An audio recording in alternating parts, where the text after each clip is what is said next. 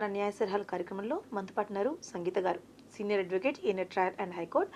మరి ఈరోజు తీసుకున్న టాపిక్ చెక్ బౌన్సెస్ అండ్ చాలా మటుకు మన కేసెస్ ఏ విధంగా ఉంటుందంటే మార్ట్గేజ్ లోన్స్. మరి అలాంటి కేసెస్కి సంబంధించి మీకు కూడా ఎలాంటి క్వైరీస్ అన్న దానికి సంబంధించి ఎలాంటి క్వశ్చన్స్ ఉన్నప్పటికీ స్క్రీన్ పైన కనిపించిన నెంబర్కి కాల్ చేయండి. ఎందుకంటే ఈరోజు మనతో పాటు సీనియర్ అడ్వకేట్ సంగీత గారు ఉన్నారు. చక్కగా మీకు ఏ ప్రాబ్లం ఉన్నా సరే తనతో షేర్ చేసుకుంటే చక్కటి సొల్యూషన్ ఇవ్వడం జరుగుతుందన్నమాట. మరి సంగీత గారి గురించి షోకి ఇన్వైట్ చేసే ముందు తన గురించి ఇంకొంచెం తెలుసుకుందాం ఈ విత్రు.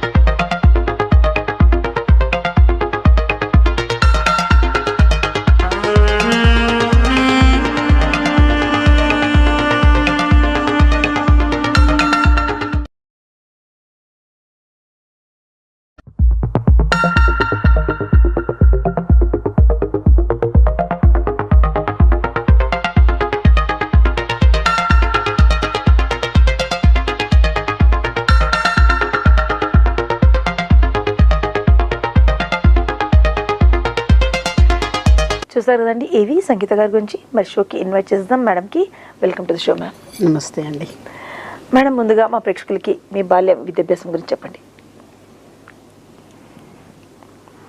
బేసికల్గా మా పేరెంట్స్ ఇద్దరు కూడా టీచింగ్ ప్రొఫెషన్లో ఉన్నారండి. మా అమ్మగారికి సొంతం స్కూల్ ఉండేది. మా నాన్నగారు మా అమ్మగారు కలిసి సొంతంగా స్కూల్ ఎస్టాబ్లిష్ చేశారు 1977లో. దాని నుంచి కంటిన్యూయేషన్ జూనియర్ కాలేజ్ వరకు ఎస్టాబ్లిష్ అవ్వడం అనేది జరిగింది. నేను యూకేజీ నుంచి నేను అదే స్కూల్లో చదువుకున్నాను 10th వరకు. తర్వాత ఇంటర్మీడియట్ లాయలా కాలేజ్లో, డిగ్రీ షాదాన్ కాలేజ్. నేను కూడా మొదట్లో టీచింగ్ ప్రొఫెషన్లోనే ఉన్నాను. బిఎడ్ చేశాను, అండ్ దెన్ ఎంఎడ్ చేశాను, ఎంఎస్సి చేశాను. మా సొంత స్కూల్లోనే నేను చాలా కాలం, మోర్ దెన్ 10 years 10 సంవత్సరాల పైన నేను పాఠం చెప్పడం అనేది జరిగింది, మ్యాథ్స్ అండ్ ఫిజిక్స్. తర్వాత కొన్ని సంవత్సరాలు అబ్రాడ్లో పనిచేసి వచ్చిన తర్వాత నాకు పెళ్ళై పిట్టలు పుట్టిన తర్వాత మా నాన్నగారు ఒకరోజు సడన్గా, ఆయన ఏమనుకున్నారో తెలీదు, రోజు నాకు ఒక అప్లికేషన్ ఫామ్ ఇచ్చారు తీసుకుని వచ్చి, ఎల్ఎల్బి ఎంట్రన్స్కి అప్లికేషన్ ఇచ్చి, నువ్వు ఎంట్రన్స్ రాయి, ఇప్పుడు రేపు బలానా తారీఖున లాస్ట్ డేట్ అప్లికేషన్, నువ్వు ఫిల్ చేసేసేయి, ఇచ్చేసి తీసుకుని వెళ్ళి సబ్మిట్ చేసేసేయి, ఎంట్రన్స్ రాద్దువి అని అన్నారు. నేను అప్పుడు ఏమని ఆలోచించానంటే, ఇన్ని సంవత్సరాలు మోర్ దెన్ 15 years పైనే అయిపోయింది టీచింగ్ ప్రొఫెషన్ వచ్చి, సడన్గా ప్రొఫెషన్ మార్చడం ఏంటి అనే ఆలోచన వచ్చేసి నేను దాన్ని కేర్ చేయలేదు. నేను రాయలేదు కూడా ఎంట్రన్స్.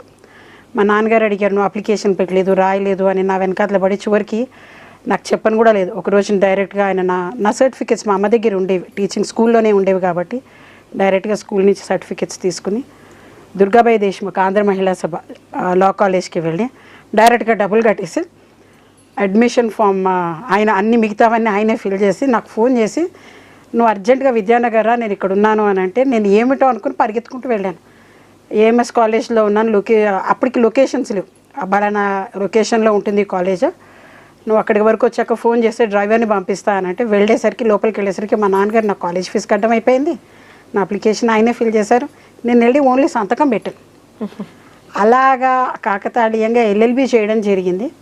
ఎల్ఎల్బి అయిపోయిన తర్వాత బార్ కౌన్సిల్ ఎగ్జామ్ ఉంటుంది, ఏఐబిఈ ఎగ్జామ్ అని అంటారు, అందరికీ తెలిసిందే. అది ఎగ్జామ్ రాసి క్వాలిఫై అయిన తర్వాత కూడా నేను వెంటనే ప్రొఫెషన్కి రాలేదు. 1 or 2 years నేను మళ్ళీ ఇంకా కంటిన్యూ చేశాను టీచింగ్ ప్రొఫెషన్లో. తర్వాత ఒకరోజు నా దగ్గరికి ఒక అమ్మాయి వచ్చింది.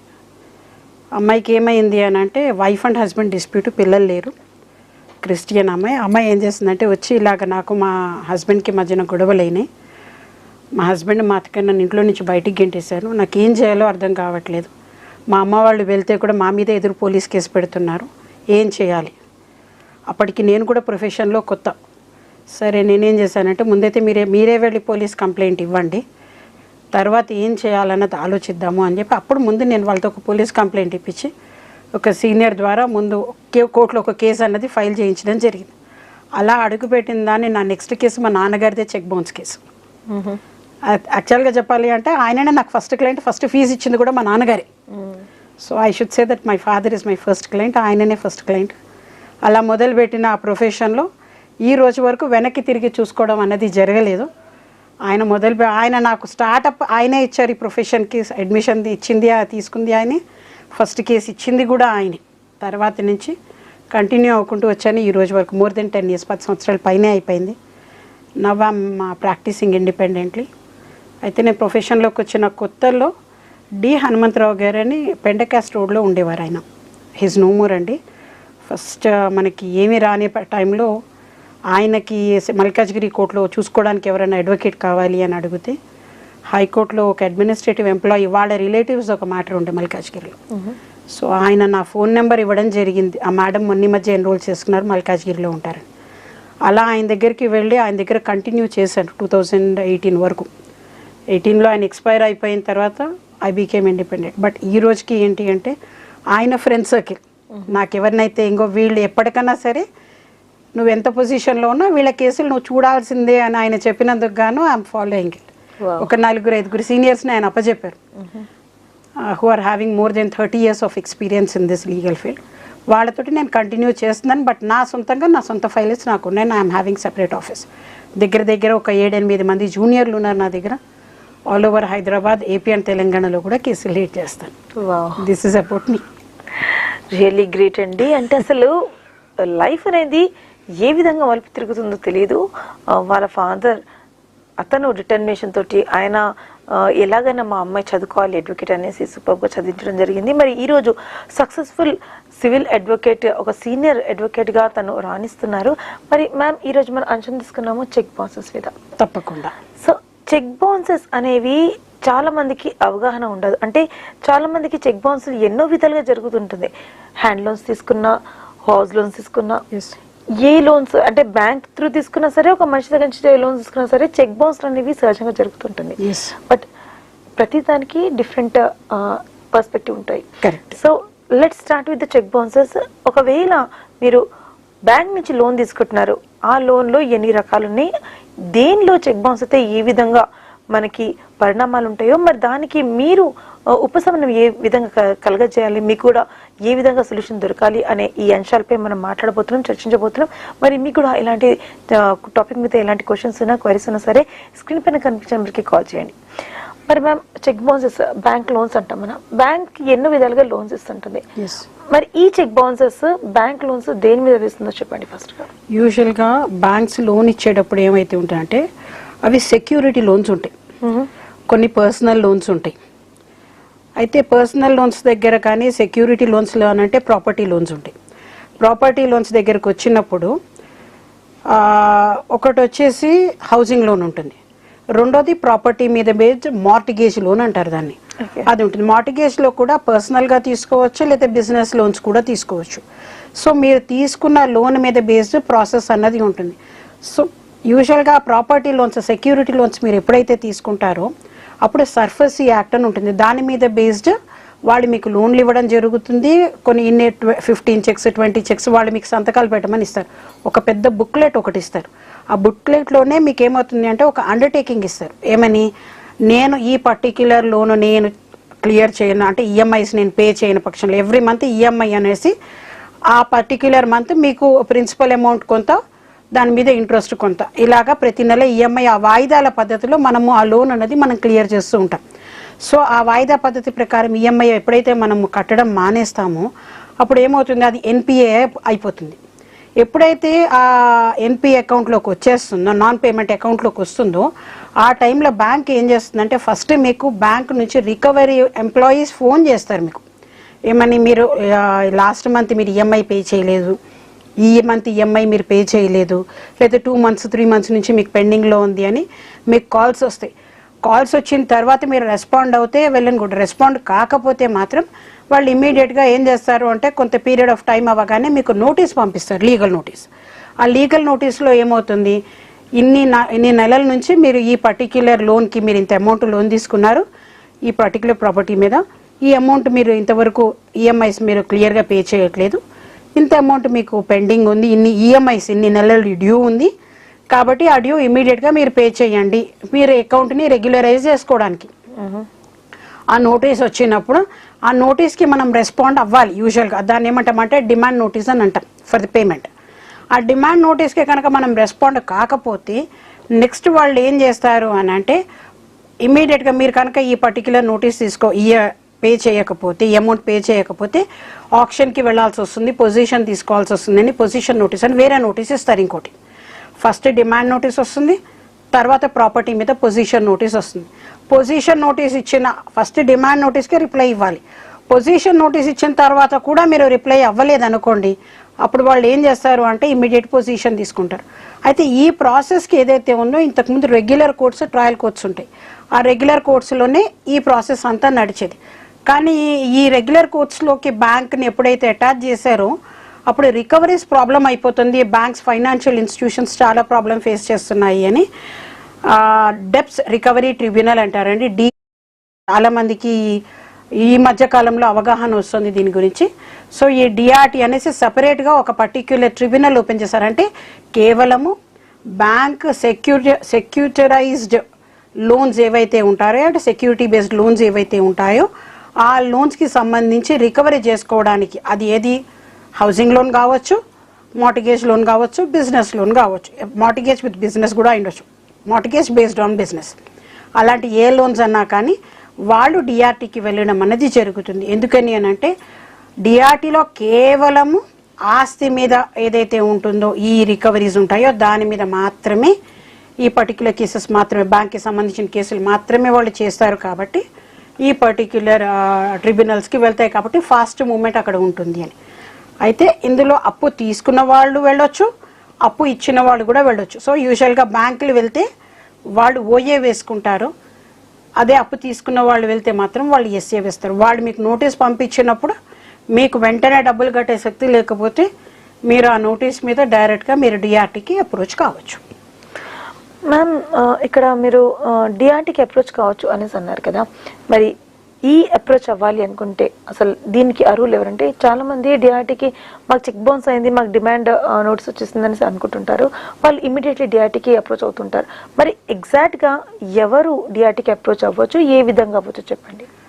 అప్పు తీసుకున్న వాళ్ళు ఎవరైనా కానీ మీ దగ్గర ఇమీడియట్గా డబ్బులు పే చేయడానికి లేవు, వాళ్ళు మీ ప్రాపర్టీకి అటాచ్మెంట్కి వస్తారు అన్నప్పుడు మీకు ఎప్పుడైతే డిమాండ్ నోటీస్ వస్తుందో ఆ డిమాండ్ నోటీస్ తీసుకుని డిఆర్టీ కోసమని సపరేట్గా అడ్వకేట్స్, డిఆర్టీ డీల్ చేసే అడ్వకేట్స్ వేరే ఉంటారు. సో మీరు వాళ్ళ దగ్గరికి వెళ్ళి ఒకసారి వాళ్ళని రిక్వెస్ట్ చేసుకుని మీకు వచ్చిన లీగల్ నోటీస్ వాళ్ళకి చూపిస్తే వాళ్ళు ఫస్ట్ ఏం చేస్తారు అంటే ఈ నోటీస్కి ఒక రిప్లై నోటీస్ ఇస్తారు.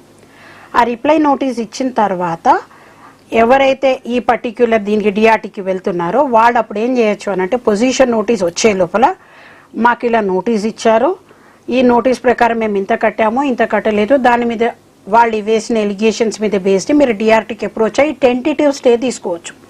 తీసుకుని మీరు కొంత టైం పుల్అప్ చేసుకుని మీరు కావాలి అని అనుకుంటే మీరు డబ్బులు ఏర్పాటు చేసుకుని మీకు డిఆర్టీలో కూడా లోక్ అదాలత్లు ఉంటాయి, మీరు సెటిల్ చేసుకోవచ్చు. ఒకవేళ లేకుండా మీకు నోటీస్ రాకపోయినా లేకపోతే మీరు తీసుకున్న అమౌంట్ తక్కువ, వాళ్ళు క్లెయిమ్ చేసే ఎక్కువ అమౌంట్ ఎక్కువ, ఇలా ఏదైనా ఎలిగేషన్స్ కనుక మీకు ఉంటే మీరు డిఆర్టీలో అప్లై చేసుకోవచ్చు. ఎవరైనా వెళ్ళొచ్చండి. ఆస్తి మీద ఎవరైతే లోన్ తీసుకుంటారో, ఎవరికైతే నోటీసులు వస్తాయో వాళ్ళు ఎవరైనా కానీ డిఆర్టీకి వెళ్ళొచ్చు. వెళ్ళి ఆ minimum amount of court fee అన్నది ఉంటుంది. మీ ఎంత లోన్ తీసుకున్నారో ఆ లోన్ వాల్యుయేషన్ని బట్టి సబ్సిక్వెంట్గా బ్యాంకు వాళ్ళు మీ మీద ఎంత క్లెయిమ్ చేస్తున్నారు ఆ అమౌంట్ మీద, క్లెయిమ్ చేసే అమౌంట్ మీద బేస్ చేసుకుని మీరు కోర్టు ఫీ కట్టి మీ అడ్వకేట్కి వాళ్ళ ఫీజు అది ఇచ్చుకుని మీరు అప్రోచ్ అవ్వచ్చు. ఎవరైనా కానీ లోన్ తీసుకున్న వాళ్ళు ఎవరైనా మీ ప్రాపర్టీ థ్రెట్లో ఉందంటే మీరు వెళ్ళొచ్చు.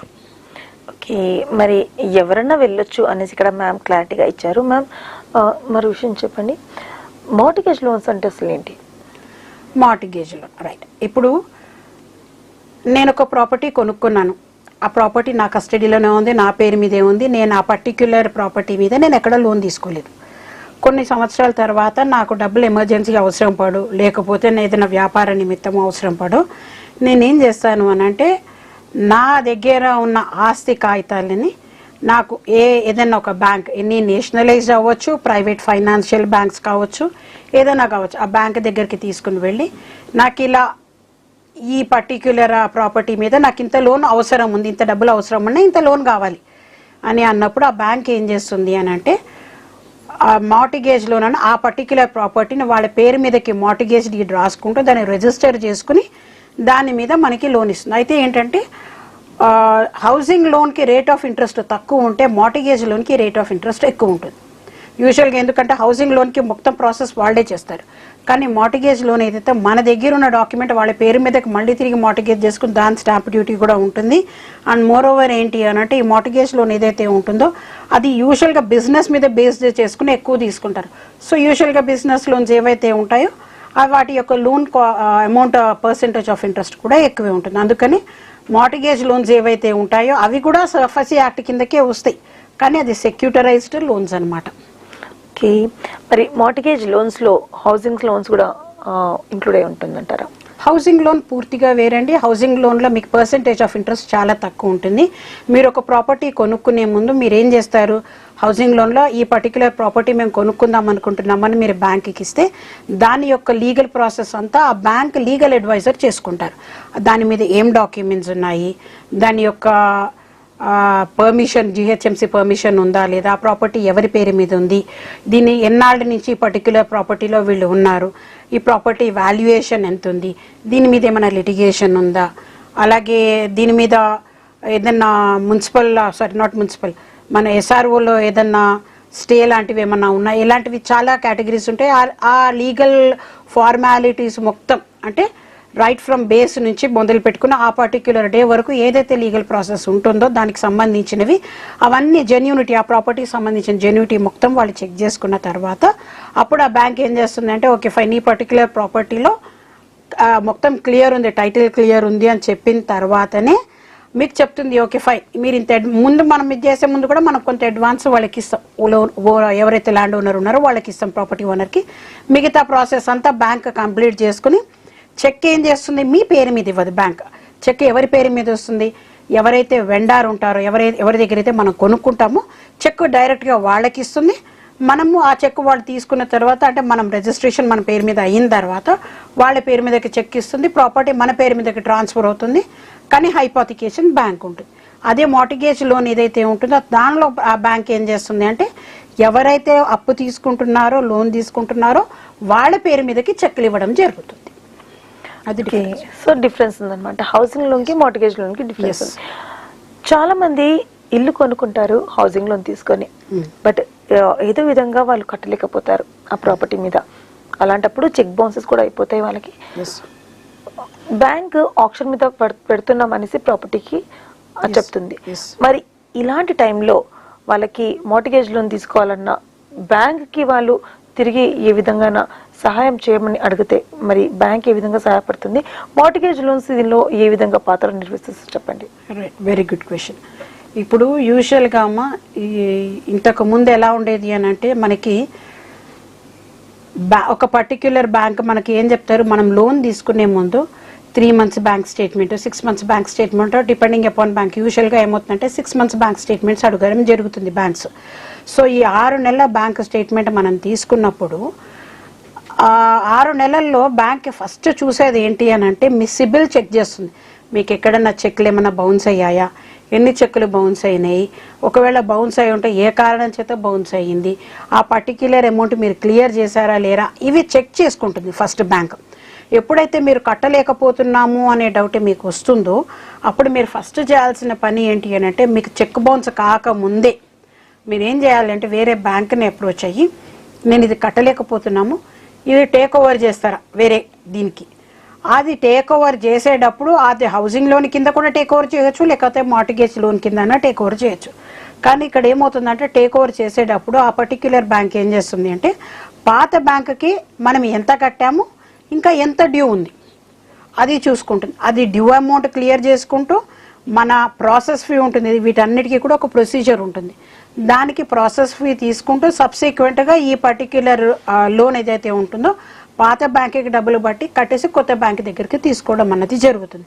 అప్పుడు ఏమవుతుందంటే హౌసింగ్ లోన్లో మనం ఎన్ని డాక్యుమెంట్లు అయితే వాళ్ళకి ఇచ్చుంటామో ఆ డాక్యుమెంట్స్ మొత్తం కూడా మార్టిగేజ్ చేసుకునే ఈ పర్టికులర్ బ్యాంక్ అన్నది తీసుకోవడం జరుగుతుంది. కానీ ఒక్కసారి కనుక మీకు హౌసింగ్ లోన్లో చెక్ బౌన్స్లు అవ్వడం మొదలుపెట్టి మీకు కనుక అకౌంట్ క్లియరెన్స్ లేకపోతే ఏ బ్యాంకు కూడా అడుగు ముందుకు వేసి మీకు మార్టిగేజ్ ఇవ్వడానికి ధైర్యం చేయదు.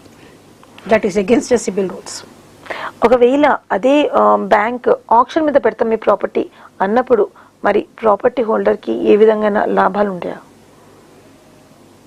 లాభాలు ఉంటాయా అని అంటే లాభం కంటే నష్టం ఎక్కువ, ఎందుకంటే చాలా ఇష్టపడి కొనుక్కుంటారు ప్రాపర్టీస్ కాబట్టి. సో అటువంటి సిచ్యుయేషన్లో మీరు ఏం చేయవచ్చు అని అంటే, ఫస్ట్ మీకు నేను అదే ముందు చెప్పాను చూడండి, ఒక నోటీస్, లీగల్ నోటీస్ వచ్చి రాగానే మీకు డిమాండ్ నోటీస్ అంటారు, ఈ అమౌంట్ పే చేయాలి అని. ఆ డిమాండ్ నోటీస్ వచ్చి రాగానే within 15 days stipulated period of time ఇస్తారు. మీరు 15 రోజుల లోపల ఈ పర్టిక్యులర్ నోటీస్కి మాకు రెస్పాండ్ అవ్వండి అనేసి ఇస్తారు. ఆ 15 రోజుల లోపల దగ్గరలో ఏదన్నా మీకు అడ్వకేట్, వకీల్ ఎవరన్నా ఉంటే వాళ్ళ ద్వారా మీరు ఒక డిమాండ్ వాళ్ళు ఇచ్చిన డిమాండ్ నోటీస్కి మీరు రిప్లై ఇవ్వచ్చు. లేకపోతే మీకు వెళ్ళే పరిస్థితి లేకపోతే మీరే మీ సొంతంగా మీరు ఒక లెటర్ రాసి బ్యాంకుకి, నాకు ఈ పర్టికులర్ సిట్యుయేషన్ ఉందనో, లేకపోతే నాకు శాలరీ వచ్చేదానికన్నా ముందే మీరు చెక్ చేసుకున్నారో, ఏదో ఒకటి ఒక రిప్లై అంటూ మీరు ఇస్తే, ఏ రిప్లై అయినా కానివ్వండి, ఒక రిప్లై అంటూ మీరు ఇస్తే ఆ రిప్లై మీద బేస్ చేసుకుని, వాళ్ళు ఇచ్చిన నోటీస్ మీద బేస్ చేసుకుని మీరే ముందు డిఆర్టీకి వెళ్తే మీ ప్రాపర్టీని వాళ్ళ పొజిషన్లోకి తీసుకోవడానికి రావడానికి ఉండదు. మీరు ముందు వేయకపోతే వాడు ముందు ఓఏ వేసుకుంటారు. సబ్సిక్వెంట్గా కోర్టు ఏం చేస్తుంది డిఆర్టీ అని అంటే, ఓకే ఫైన్, సర్ఫేసీ మీద బేస్ ఈ పర్టిక్యులర్ ప్రాపర్టీ మీరు ఆప్షన్కి వేసుకోవడానికి ముందు మీరు పొజిషన్ తీసుకోండి అని నోట్ ఇస్తుందన్నమాట. వాళ్ళకి ఇచ్చినప్పుడు వాళ్ళు ఏం చేస్తారు, ఎక్కడ ప్రాపర్టీ ఉందో ఆ local area trial court, local area trial court ఉంటుంది కదా, ఆ ట్రయల్ కోర్ట్కి వెళ్ళి అక్కడ సెషన్స్ కోర్టులో వాళ్ళు పిటిషన్ ఫైల్ చేసుకుంటారు. ఈ పర్టికులర్ ప్రాపర్టీ డిఆర్టీలో మాకు ఆర్డర్ వచ్చింది, ఈ పర్టికులర్ ప్రాపర్టీని మేము పొజిషన్లోకి తీసుకోవాలి, ఒక అడ్వకేట్ కమిషనర్ని అపాయింట్ చేస్తే మేము వెళ్ళి ఆ ప్రాపర్టీ పొజిషన్ తీసుకుని సీల్ చేసుకుంటాము. దాని మీద బేస్ చేసుకుని వీళ్ళు పొజిషన్లోకి తీసుకున్నారు అంటే మాత్రం మనకి టైం డ్రాగ్ ఆన్ అవుతుంది, వాళ్ళు పొజిషన్లోకి వెళ్తారు. ఆ స్టేజ్ రాకముందే లీగల్ నోటీస్ ఇచ్చి ఇవ్వగానే మీరు కనుక ఎస్ఏ వేసుకుంటే, అంటే డిఆర్టీలో మీరు కనుక సూట్ వేసుకుంటే, పిటిషన్ వేసుకుంటే మీకు కొంత రిలీఫ్ వస్తుంది, స్టే రావడానికి అవకాశాలు ఉంటాయి. మీకు స్టే వచ్చింది అని అంటే మీకు అట్లీస్ట్ బ్యాంకుతో కూర్చొని నెగోషియేట్ చేసుకోవడానికి మీకు కొంత టైం అన్నది వెసులుబాటు దొరుకుతుంది. గ్రేట్ మ్యామ్, సూపర్గా ఆన్సర్ ఇచ్చారు. మరి actually mortgage loans, housing loans and ఏ విధంగా మనం లోన్స్ తీసుకున్నా ఏ విధంగా వాళ్ళు చర్యలు తీసుకుంటారో దానికి తగిన ఉపశమనం మీకు ఎలా దొరకాలో మ్యామ్ చక్కగా చెప్పారు. మరి ఇంకెన్నో అంశాలపై చర్చిద్దామండి బట్ ఈ చిన్న బ్రేక్ తర్వాత.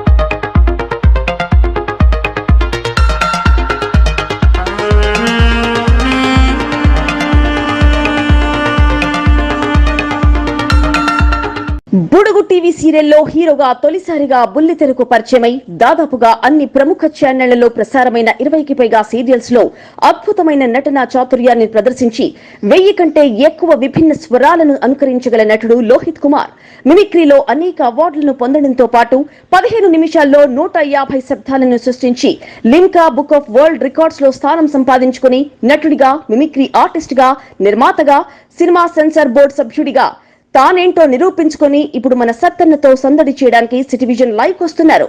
సత్తన్న విత్ సెలబ్రిటీ లైవ్ సాయంత్రం 5:45 నుండి 6:30 గంటల వరకు మీ సిటీవిజన్ లైవ్ లో. Don't miss it. హైదరాబాద్ ప్రజలు సమ్మర్ హాలిడేస్ మరింత ఎంజాయ్ చేయడానికి వైల్డ్ వాటర్స్ ఇప్పుడు మన కోసం సమ్మర్ ఫియస్టాని తీసుకువచ్చింది. Wild Waters 50+ water and amusement rides తో పాటు carnival festivals, Tollywood, Bollywood dance షోలు, డీజే, ఫుడ్ ఫెస్టివల్స్ ఇంకా మరిన్ని వివరాల కోసం 0404851111 కి కాల్ చేయండి లేదా wildwaters.in కి లాగిన్ అవ్వండి. రాబట్టురా, నీ గురించి మాట్లాడుకుంటున్నావు. వీళ్ళతో పెద్ద చావుసి పడిందండి. ప్రోమోలు నేనేం చేయాలి, ప్రోగ్రామ్ నేనేం చేయాలి, యాంకరింగ్ నేనేం చేయాలి, అన్నీ నేనే చేయాలి. మళ్ళీ వేస్తాడు. ఏం కౌంటర్ సార్ ఇవి? మీలో నీ కామెడీ యాంగిల్ కూడా ఆడుకోవచ్చా? చావుచి పడింది. కోట్లేషన్ ఇక్కడ ఫోన్ ఎక్కడ రా?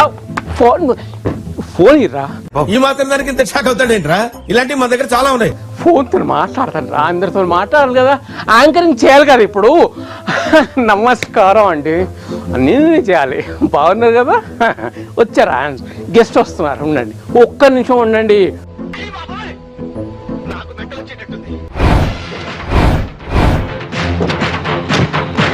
ఎవరు పేరు చెప్తే కామెడీకి చితగితలు వస్తాయో,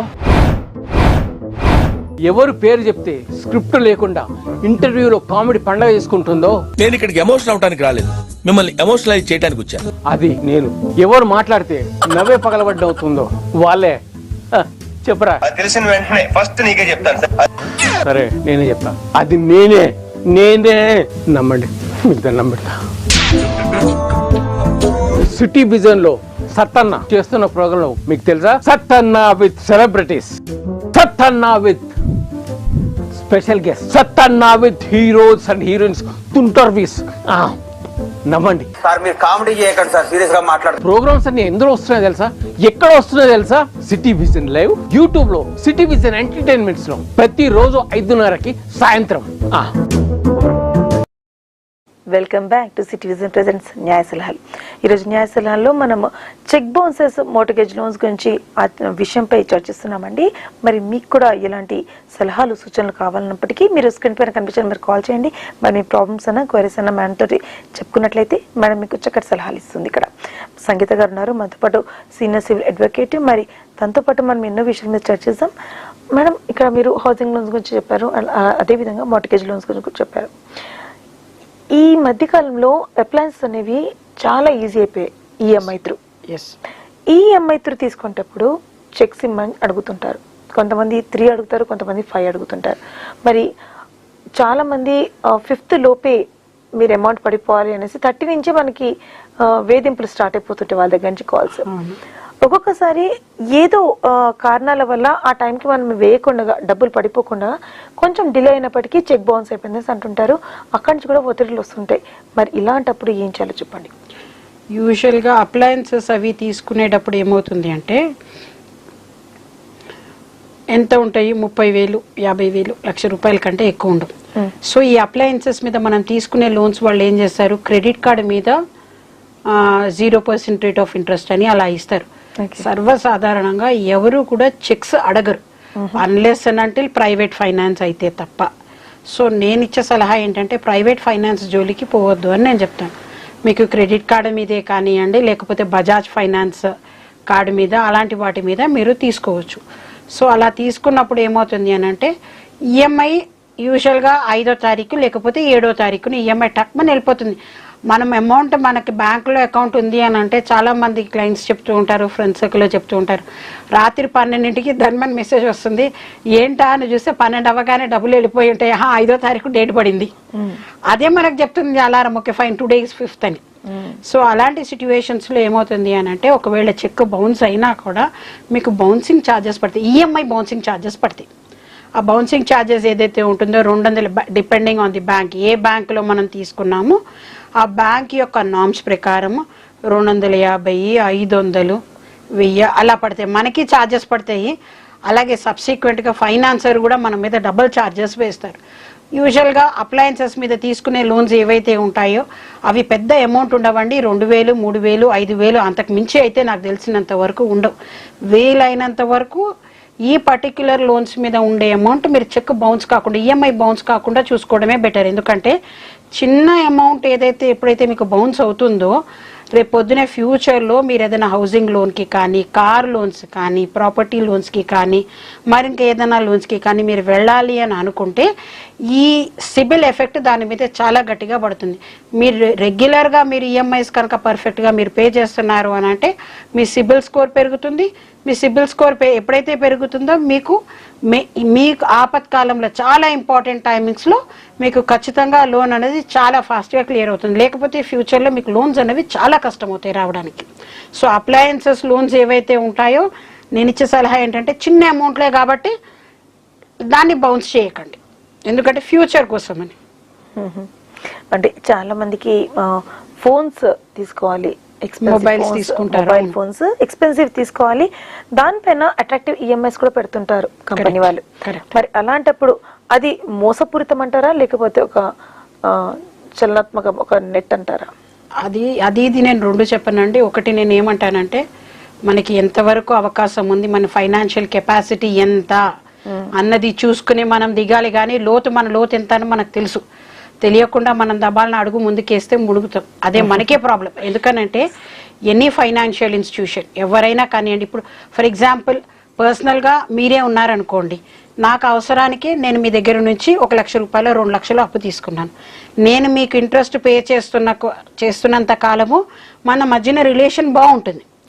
ఎప్పుడైతే నేను ఇంట్రెస్ట్ పే చేయడం మానేస్తాను, లేకపోతే నాకు ఫైనాన్షియల్ ప్రాబ్లం ఉండి రేపు చేస్తాను, ఎల్లుండి చేస్తాను, లేకపోతే మీ దగ్గర నుంచి కంటిన్యూస్ కాల్స్ వస్తాయి, ఇంకెప్పుడు పే చేస్తారు, నాకు ఇంకా ఇంట్రెస్ట్ పే చేయలేదు, దమ్ చేస్తుంటే ఇప్పుడు ప్రెసెంట్ ట్రెండ్లో చాలాసార్లు ఫోన్ చేస్తే మేమేం చేస్తాం, ఫోన్లు ఎత్తడం మానేస్తాం. యూజువల్గా జరిగేది అదే. ఇంకా ఎంతసేపు అయినా ఫోన్ చేస్తే బ్లాక్ చేస్తారు. ఇవి రెండు జరిగినప్పుడు ఇమీడియట్ నెక్స్ట్ మూమెంట్ ఏం జరుగుతుంది, మనకు అప్పిచ్చిన వాళ్ళు మన ఇంటి ముందుకు వస్తారు. అది ఇట్ కాజెస్ న్యూసెన్స్ అనమాట. అది ఫస్ట్ థింగ్ ఏంటంటే, మన న్యూసెన్స్ కేసు మనం పోలీస్ స్టేషన్లో పెట్టినా ముందు జరిగేది ఏంటి అంటే, ఫస్ట్ పరువు పోతుంది. కాలనీలో మనం ఉండే ఏరియాలో మనకంటూ ఉన్న మనకి రెప్యుటేషన్ ఏదైతే ఉంటుందో అది పోతుంది. కాబట్టి ఏంటి అని అంటే, ఫస్ట్ మీరు ఏదైనా ఫోన్స్ కానీ మొబైల్స్ ఈఎంఐస్ కానీ మరి ఇంకేదైనా కానీ కొనుక్కునేటప్పుడు దాని ఈఎంఐ ఏదైతే ఉందో, ఇప్పుడు ఈఎంఐ ఇచ్చేటప్పుడు కూడా వాళ్ళు చెప్తారు 12 నెలలు, 24 నెలలు, 36 నెలలు ఇలా ఇస్తారు. సో మీరు నెలకి ఎంత కట్టగలరు? ఫర్ ఎగ్జాంపుల్ నెలకి మీరు 3,000 కట్టగలరు అనుకోండి, 3,000 నేను కడతాను అని మీరు అనుకోకండి, 1,500 కట్టగలను అని దాని ఈఎంఐ యొక్క పీరియడ్ని పెంచుకుని మీ ఈఎంఐ అమౌంట్ తగ్గించుకుంటే మీకు అది ఏమవుతుందంటే ఈజీగా పేమెంట్ అవుతుంది. అప్పు తీసుకున్నప్పుడు తిరిగి తీర్చేయాల్సిన బాధ్యత కూడా వినియోగదారుడి మీద ఉంటుంది. ఎప్పుడైతే మనం వస్తువు కొంటున్నామో మనం వినియోగదారుడు అవుతాం. మనం అప్పు తీసుకున్నాము కాబట్టి మనం అప్పుడు ఏమవుతాం, వాడికి కట్టాల్సిన బాధ్యత కూడా మనది. వస్తువు పని చేయకపోతే మనం వెళ్తాం కదా వినియోగదారుడిగా, మనం ఎక్కడికి వెళ్తాం, కన్స్యూమర్ ఫోరంకి వెళ్తాం. అలాగే బ్యాంకులో ఎప్పుడైతే మనకి అప్పిస్తాయో ఫైనాన్షియల్ ఇన్స్టిట్యూషన్స్, వాళ్ళకి కూడా పూర్తి హక్కు ఉంటుంది మనని డిమాండ్ చేయడానికి. కాకపోతే ఏంటి అని అంటే, ఒక్కొక్కసారి వాళ్ళు రికవరీ ఏజెంట్స్ ఎవరైతే ఉంటారో చాలా ర్యాష్గా ఉంటారండి. వాళ్ళు చాలా హార్ష్గా ఉంటారు. వాళ్ళు మాట్లాడే మాటలు కానీ అవి కానీ బేర్ చేయడం కష్టమవుతుంది. పోలీస్ స్టేషన్ వరకు వెళ్ళడం కరెక్ట్ కాదు. సో నేనేమంటానంటే, 3,000 కట్టగలిగే ఈఎంఐ ఉంటే 3,000 నేను కట్టగలను అని అనుకోకుండా పీరియడ్ ఆఫ్ ఈఎంఐని పెంచుకోండి, అమౌంట్ తగ్గించుకోండి, ఈజీగా పే చేసుకోండి. Safe life, happy life. Very good ma'am, చాలా చక్కగా సలహా ఇచ్చారు. అదేవిధంగా హ్యాండ్ లోన్స్ ఇచ్చిన వాళ్ళు కూడా ఉంటారు. బ్యాంక్ లోన్స్ ఇస్తే అది ఒక ప్రొసీజర్గా వెళ్తుంది, లీగల్లీ ప్రొసీజర్ వెళ్ళిపోతుంది. బట్ ఎవరైతే హ్యాండ్ లోన్ ఇస్తారో అలాంటప్పుడు కూడా చెక్స్ తీసుకోవడం జరుగుతుంటుంది. మరి ఇలాంటప్పుడు మీరు ఏ విధంగా, అంటే ఇలాంటి కేసెస్కి మీరు ఏ విధంగా డీల్ చేస్తారు, ఏ విధంగా సలహా ఇస్తారు చెప్పండి. ఓకే, ఇప్పుడు యూజువల్గా ఏమవుతుంది అంటే, ఫైనాన్షియల్ బ్యాంక్స్ ఇన్స్టిట్యూషన్స్ అలాంటి దగ్గర అప్పు దొరకనప్పుడు, లేకపోతే అపరాత్రి డబ్బులు అవసరం పడతాయి. అటువంటి సిట్యువేషన్లో ఏమవుతుంది అని అంటే, మనము బాగా తెలిసిన వాళ్ళు 2 రూపాయల వడ్డీ, 3 రూపాయల వడ్డీ, కొంతమంది 5 రూపాయల వడ్డీ, 10 రూపాయల వడ్డీ కూడా విన్నాను నేను. ఇలా ఎక్కువ వడ్డీ అయినా నాకు ఎంత వడ్డీ అయినా పర్లేదు, నాకు అర్జెంటుగా డబ్బులు కావాలి, ఇలా ఉంటుంది. సో అలా తీసుకున్నప్పుడు వాళ్ళు ఏం చేస్తారు అని అంటే, సెక్యూరిటీ కింద డబ్బులు అప్పించినప్పుడు సెక్యూరిటీ కింద చెక్, ప్రామిసరీ నోటు 2 రాసి ఇస్తారు. అలాంటి చెక్స్ తీసుకున్నప్పుడు ఏం చేస్తారు అని అంటే, ఒకవేళ మీ దగ్గర ఎవరైతే అప్పు తీసుకున్నారో వాళ్ళు అమౌంట్ పే చేయడం లేదు అంటే, వాళ్ళకి ముందు మీకు ఇంటిమేషన్ ఇవ్వండి ఒకసారి. ఏమని, అమ్మ నువ్వు నాకు అమౌంట్ ఇస్తావా, లేకపోతే నన్ను ఈఎంఐ చెక్ వేసుకోమంటారా అని. అటువంటి సిట్యువేషన్లో వాళ్ళు కనుక మీకు డబ్బులు ఇవ్వడం లేదు, వాళ్ళు వేరే బోర్డ్స్, వాళ్ళు లేకపోతే ఇల్లు మారుతారు, వేరే బోర్డ్స్ తెలియదేమో, వాళ్ళు పారిపోతారేమో అనే సిట్యువేషన్ ఉన్నప్పుడు, మీకు వాళ్ళు ఇచ్చిన సెక్యూరిటీ డిపాజిట్ కింద ఉన్న చెక్స్ ఏవైతే ఉంటాయో మీరు అది బ్యాంకులో డిపాజిట్ చేసుకోవచ్చు. అది ఇన్ఫర్మేషన్ ఇచ్చి కానీ, లేకపోతే వాళ్ళకి పర్టికులర్గా 1వ తారీఖున జీతం వస్తుందంటే 2-3 తారీఖులో అలా మీ టైం చూసుకుని మీరు ఇన్ఫార్మ్ చేసుకున్నా, వితౌట్ ఇన్ఫర్మేషన్ అన్నా మీరు వేయచ్చు. బ్యాంకులో చెక్ వేసినప్పుడు యూజువల్గా ఏమవుతుంది అని అంటే, 90% or 95% of this particular cheques will be return unpaid. ఎందుకని, ఇన్సఫిషియంట్ ఫండ్స్ తోటి. ఎప్పుడైతే ఇన్సఫిషియంట్ ఫండ్స్ తోటి చెక్ రిటర్న్ అవుతుందో అప్పుడు మీరేం చేయాలి, మీకు రిటర్న్ అయిన ఈ చెక్ని 30 రోజుల లోపల, ఏ రోజైతే రిటర్న్ అవుతుందో అక్కడ నుంచి 30 రోజుల లోపల దగ్గరలోని ఒక అడ్వకేట్ దగ్గరికి వెళ్ళి ప్రాపర్గా దాన్ని డ్రాఫ్ట్ చేయించుకుని, నేను ఇంత అమౌంట్ మీకు అప్పు ఇవ్వడం జరిగింది, ఆ అమౌంట్ ఇన్నాళ్ళు అయింది, నెలకి ఇంత ఇంట్రెస్ట్ ఇస్తానని చెప్పారు, ఈ ప్రామిసరీ నోట్ ఎగ్జిక్యూట్ చేశారు, ఈ చెక్ ఇచ్చారు, మీ సలహా మేరకు నేను పలానా తారీఖులో చెక్ వేసుకున్నాను, అది బౌన్స్ అయింది కాబట్టి ఈ లీగల్ నోటీస్ మీకు అందే లోపల 15 రోజుల లోపల మీరు నాకు ఈ అమౌంట్ రీపే చేయండి, లేకపోతే నేను I'll be going to the court, అంటే కోర్టుకి వెళ్ళి నేను మీ మీద సివిల్ మరియు క్రిమినల్ కేసులు 2 వేయాల్సి వస్తుంది అని ఒక లీగల్ నోటీస్ ఇవ్వాలి. ఇప్పుడు 30 రోజుల లోపల ఇచ్చిన తర్వాత అక్కడ నుంచి వాళ్ళకి నోటీస్ అందిన తర్వాత, అంటే ఎవరికైతే అప్పించామో వాళ్ళకి నోటీస్ అందిన దగ్గర నుంచి వాళ్ళు మనకి రిప్లై ఇస్తారా లేదా అన్నది అక్కడ నుంచి 15 రోజుల పీరియడ్ ఉంటుంది. అది స్టాచ్యుటరీ పీరియడ్. ఆ మినిమం పీరియడ్ ఆఫ్ టైం 15 రోజుల లోపల కనుక వాళ్ళు మనకి రిప్లై నోటీస్ ఇవ్వకపోతే 15వ రోజు నుంచి మళ్ళీ 30వ రోజు లోపల మనం కోర్టుకి వెళ్ళి వాళ్ళ మీద చెక్ బౌన్స్ కేసు వేయొచ్చు. 138 నెగోషియబుల్ ఇన్స్ట్రుమెంట్ యాక్ట్ అంటారండి ఇది. అది కూడా క్రిమినల్ కేసే, దానికి క్రిమినల్ ప్రొసీజర్ కూడా ఉంటుంది, దాని మీద వారెంట్స్ ఎగ్జిక్యూషన్స్ ఉంటాయి, నాన్ బెయిలబుల్ వారెంట్స్ ఉంటాయి. ఖచ్చితంగా రాకపోతే అక్యూజ్డ్ పిటిషన్ వేయాలి, కంప్లైనెంట్ రాకపోయినా పిటిషన్ వేయాలి, కానీ అడ్వకేట్స్ మాత్రం ప్రైవేట్ ఉంటారు. సో కోర్టు ప్రొసీజర్ ప్రకారం మీరు ఫాలో అయ్యి చెక్ బౌన్స్ కేసులు వేసుకోవచ్చు. మరి చెక్ బౌన్స్ కేసులు కోర్టులు అంటున్నారు మీరు, ఎన్నో కేసెస్ ఉంటాయి. ఈ చెక్ బౌన్స్ కేసు ఏదో విధంగా కాదు కదనో కొన్ని సంవత్సరాలు నడుస్తుంటుంది. సంవత్సరాలని మనం చెప్పలేమండి. యూజువల్గా చెక్ బౌన్స్ కేసు ఇంతకు ముందు మాకు స్పెషల్ కోర్ట్స్ ఉండేవి. స్పెషల్ కోర్ట్స్ ఉన్నప్పుడు ఏడాదిన్నర 2 ఏళ్లలో క్లియర్ అయిపోయేవి. ఇప్పుడు స్పెషల్ కోర్ట్స్ అంటే రిటైర్డ్ జడ్జెస్ నుంచి పెట్టారు అప్పట్లో. ఇప్పుడు ఆ స్పెషల్ కోర్ట్స్ తీసేశారు, స్పెషల్ మ్యాజిస్ట్రేట్ కోర్ట్స్ తీసేశారు.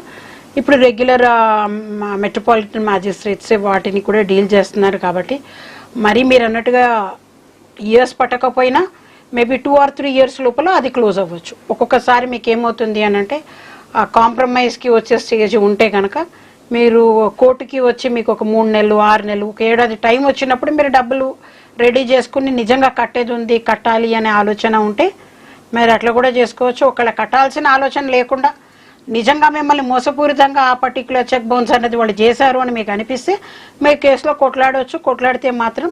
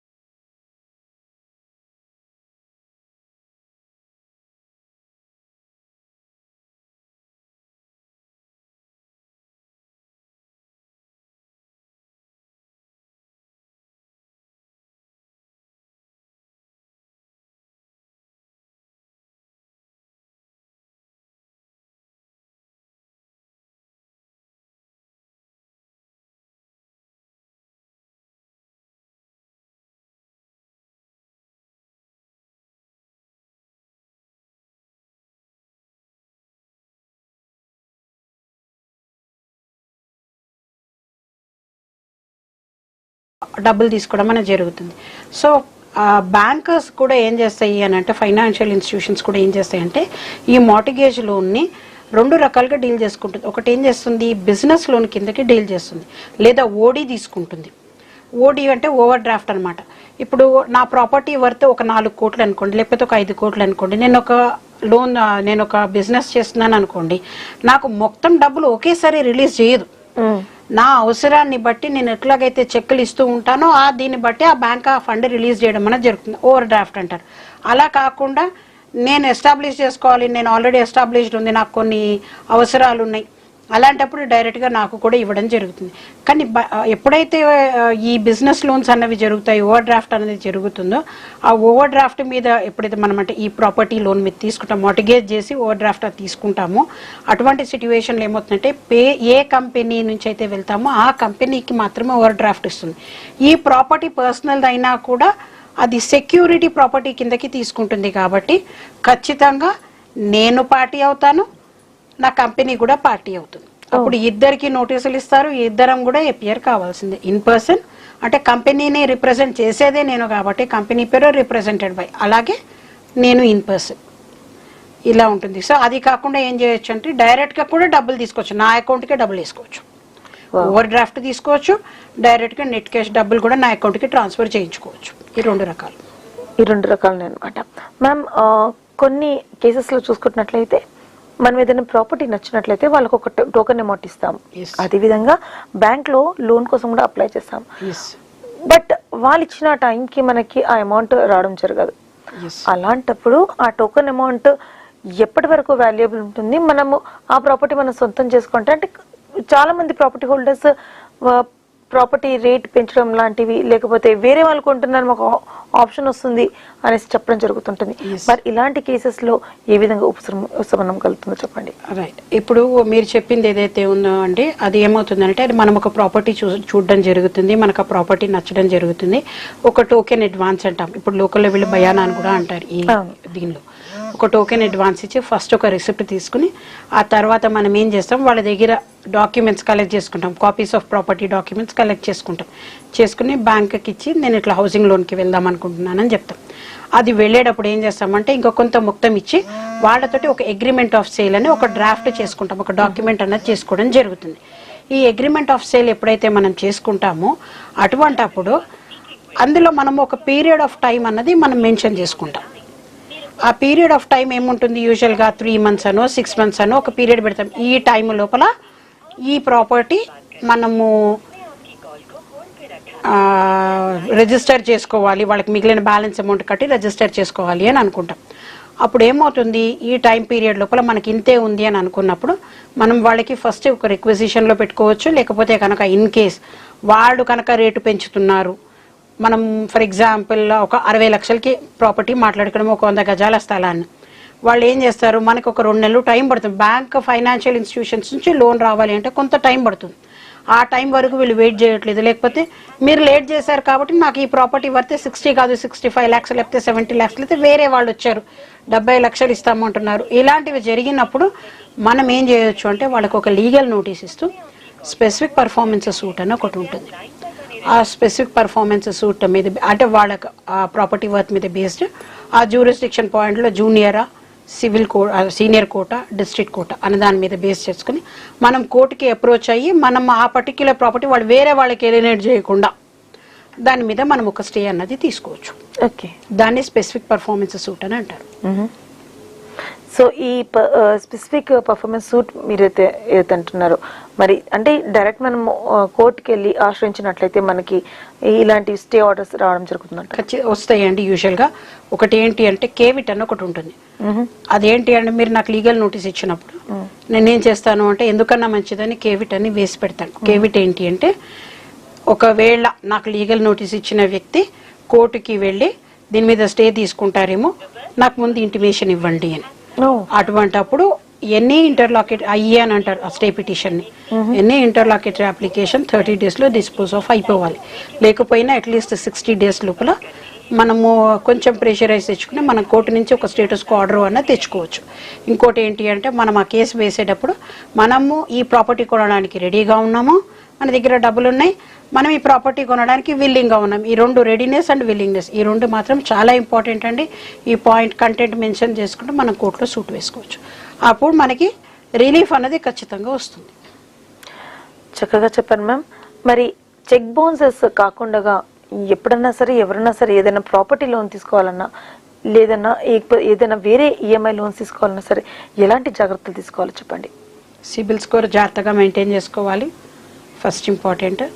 సెకండ్ ఇంపార్టెంట్ థింగ్ ఏంటి అని అంటే మీకు ఎంత ఫైనాన్షియల్ కెపాసిటీ ఉందో చూసుకుని దానికంటే కొంత తక్కువ అమౌంటే తీసుకోండి, కానీ అంతకంటే ఎక్కువ అమౌంట్ తీసుకోవద్దండి. అది కూడా కరెక్ట్ కాదు, ఎందుకంటే మన మీద ఓవర్ బర్డెన్ ఎప్పుడు పెట్టుకోకూడదు. మెయిన్ ఇంపార్టెంట్ ఏంటంటే మనకి ఏదైతే ఉందో అంతలో మనం తృప్తిగా సంతోషంగా బతకాలి, కానీ పరిగెత్తుకుంటూ పాలు తాగడం కన్నా నిలబడి నీళ్లు తాగడం మంచిది, బెటర్ అని పెద్దవాళ్ళు చెప్పేవాళ్ళు ఒకప్పుడు. ఇప్పుడు కూడా నేనేం చెప్తాను, మనం ఎంత లోన్ మనం తీసుకుంటున్నామో మనకి అది తీర్చే కెపాసిటీ ఉందా లేదా, మనకి శక్తికి మించిన భారమా శక్తిలో ఉన్న భారమా అన్నది చూసుకుని దాని ప్రకారము మన స్టేట్మెంట్స్ బ్యాంక్కి ఇచ్చుకుని మనం ఆ లోన్స్ క్లియర్ చేసుకుంటాం. ఎందుకంటే మన మీద మన ఫ్యామిలీ మొత్తం డిపెండ్ అయ్యి ఉంది. మీరు తీసుకున్న లోన్ సరిగ్గా కట్టకపోతే, లేకపోతే రేపు పొద్దున్న ఫ్యూచర్లో బ్యాంకుతో మీకు ఏదైనా ప్రాబ్లం అవుతే ఫ్యామిలీ మొత్తం రోడ్డు మీద పడిపోయే అవకాశాలు చాలా ఉంటాయి. కాబట్టి లీగల్గా ఎప్పుడైనా కానీ ఒక్కసారి ఒక కోర్టు ఒక ఆర్డర్ ఇస్తే దాని మీద అపిలేట్ కోర్టుకి వెళ్ళి ఆ కోర్టులో మీరు గనక మళ్ళీ స్టే తీసుకోవాలి అని అంటే మీ అదృష్టం బాగుంటే వెంటనే రావచ్చు. ఒక్కొక్కసారి జడ్జి లేకపోవచ్చు, ఒక్కొక్కసారి జడ్జి ఆర్డర్ ఇవ్వకపోవచ్చు. అటువంటి సిట్యువేషన్లో ఫ్యామిలీ చాలా ప్రాబ్లమ్స్ ఫేస్ చేయాల్సి ఉంటుంది. ఆ ప్రాబ్లమ్స్ మీ ఫ్యామిలీస్కి రానివ్వకుండా ప్రశాంతంగా లిమిటెడ్ అమౌంట్కే లోన్ తీసుకోమన్నది నా సలహా. చక్కటి సలహా ఇచ్చారు మ్యామ్. అలాగే ఎన్నో విషయాల మీద మనం ఫోకస్ చేసాము, చర్చించాము. Thank you so much your valuable information and time ma'am. Thank you అండి, థ్యాంక్ యూ సో మచ్. మరి చూసారు కదండి, ఇవాళ మన న్యాయ సలహాలో సంగీత గారు చెక్ బౌన్సెస్ మీద చాలా చక్కగా చర్చించారు, అలాగే సలహాలు కూడా ఇచ్చారు. మరి మరో ఎపిసోడ్లో మళ్ళీ కలుద్దాం. అంతవరకు టేక్ కేర్. Thank you.